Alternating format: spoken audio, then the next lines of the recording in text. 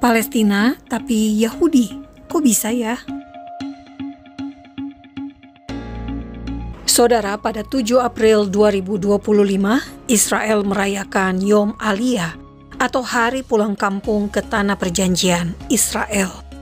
Fakta Israel ingin membahas soal Aliyah ini atau mudiknya orang Yahudi diaspora kembali ke Tanah Perjanjian yang diberikan Tuhan kepada Abraham, Ishak, dan Yakub untuk keturunan Yakub. Saat ini Bapak Ibu semua, banyak orang Indonesia yang ternyata belum paham sejarah tentang Israel dan Palestina. Banyak orang bingung ketika dihadapkan pada fakta bahwa Palestina itu tidak pernah eksis sebagai negara.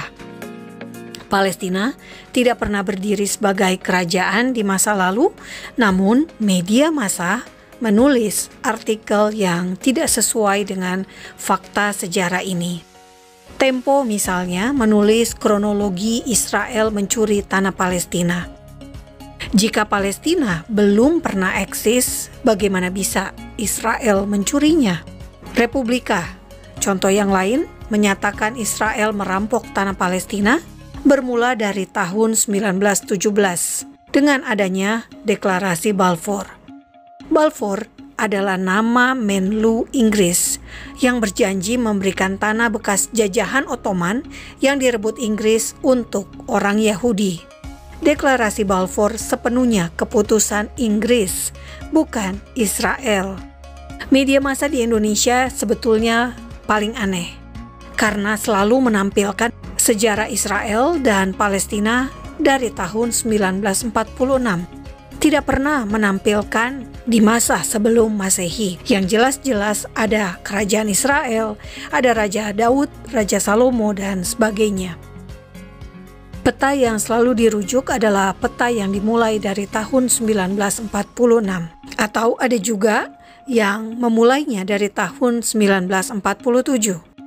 Saudara, hal ini terjadi karena memang Palestina, atau tepatnya Arab Palestina, belum ada sebelum tahun 1946 ketika PBB membagi dua tanah bekas jajahan Ottoman yang dikuasai Inggris atau disebut Mandat Inggris. Barulah muncul secara resmi nama Arab Palestina dan Yahudi Palestina. Jadi nama Palestina sebetulnya merujuk pada dua bangsa yang ada di atas tanah bekas jajahan Ottoman tersebut, bukan hanya untuk Arab Palestina. Nama Palestina diberikan oleh Kaisar Romawi bernama Hadrian. Hadrian inilah yang mengubah nama Yudea menjadi Palestina tahun 135 Masehi karena Hadrian ingin meredam perlawanan Yahudi. Fakta Israel ingin menginfokan beberapa poster perjuangan Yahudi yang memuat nama Palestina.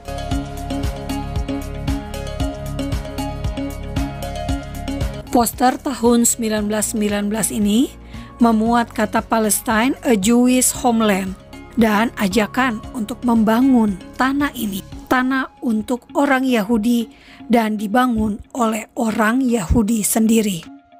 Poster ini adalah untuk mengumpulkan donasi oleh dana pemulihan Yahudi pada tahun 1928 di Kanada.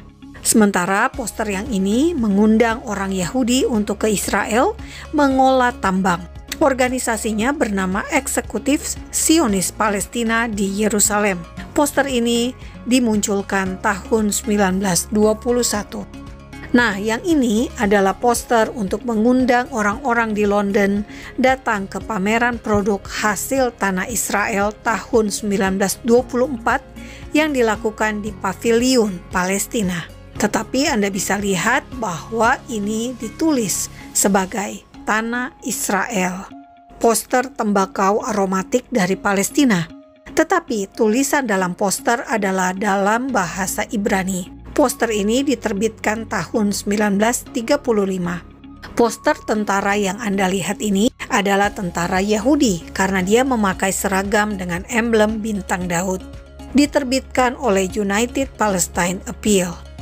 Saudara, United Israel Appeal pertama kali didirikan tahun 1925 sebagai United Palestine Appeal untuk menyatukan penggalangan dana diaspora di Amerika yang akan dipakai untuk membangun tanah Israel.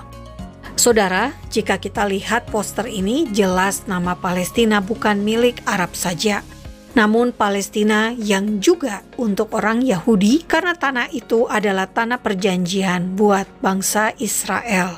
Nahum Sokolov bahkan punya slogan, "Orang Yahudi bangun kembali Palestina." Nahum Sokolov adalah penulis sejarah Zionisme tahun 1600 hingga 1918. Ketika Israel sudah merdeka pada tahun 1948, nama Palestina masih digunakan dalam poster-poster untuk mendukung Aliyah. Penggalangan dana untuk membangun Israel masih terus berlangsung, dan yang menarik, promosi untuk mengunjungi Palestina juga dilakukan oleh orang Yahudi. Poster Visit Palestine ini paling sering disalahartikan sebagai Palestina, tanah untuk orang Arab Palestina sekarang. Faktanya, poster ini adalah kreasi dari Franz Krauss, seorang Yahudi pada tahun 1936. Sebuah asosiasi pengembangan pariwisata Palestina memang membuat poster-poster tersebut agar orang Yahudi diaspora mau datang ke Israel. Salah satu poster menyebut tanah Alkitab. Dalam Alkitab jelas yang dibahas adalah Israel, orang Yahudi, dan bukan Palestina atau orang Arab. Jadi jelas Bapak Ibu semua, nama Palestina bukan milik orang Palestina saja, tetapi juga merujuk orang Yahudi di masa sebelum kemerdekaan Israel tahun 1948. Setelah Israel merdeka, perlahan-lahan nama Eretz Israel atau Tanah Israel mulai digunakan secara luas. Mari belajar sejarah Israel agar kita tidak gagal paham dan kita tidak mengikuti kesesatan informasi dunia yang sangat-sangat anti-Israel. Salam damai dari Fakta Israel, Am Yisrael Hai, bangsa Israel hidup.